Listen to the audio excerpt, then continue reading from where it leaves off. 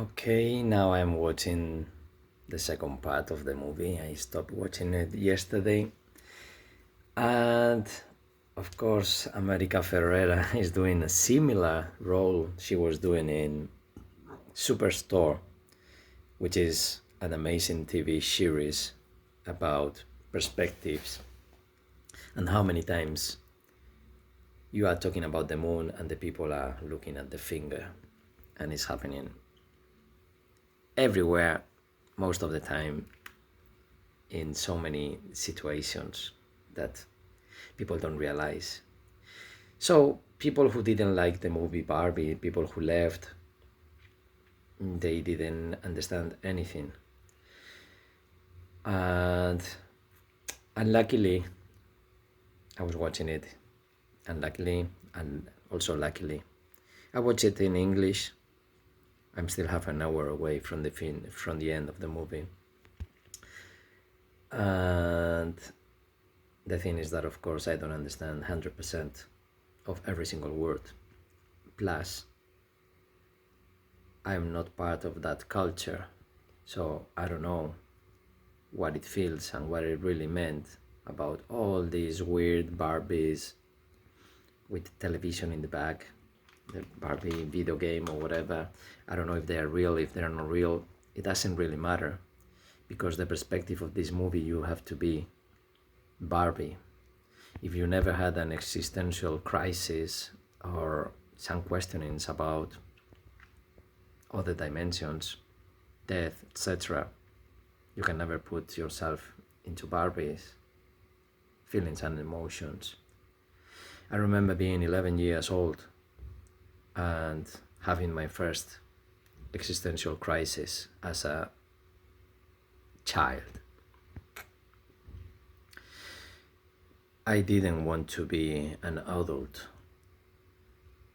I wanted to be an adult when I grew up, but I never tried to be an adult. I never faked things to be an adult while I was surrounded by people, children, that they were stopping being children and they were probably into teenager, which in Spanish is adolescencia. I don't know if adolescence would be a word for that, but what it means is that you are your lack of everything, because you start on the new stage, new phase of your life. And I was so lost that I contacted my parents and I stayed with them one afternoon in a place that I was always playing with my friends, and my parents were always playing with other parents in a private club, sport club and social club. And by staying with them, I was seeing their perspective, their points of view, and they had nothing to do with mine. So I just learned that my parents couldn't guide me into this existential crisis that I didn't know that I was having, of course. But then I found my path, and every time I had this kind of existential crisis, I always find my path.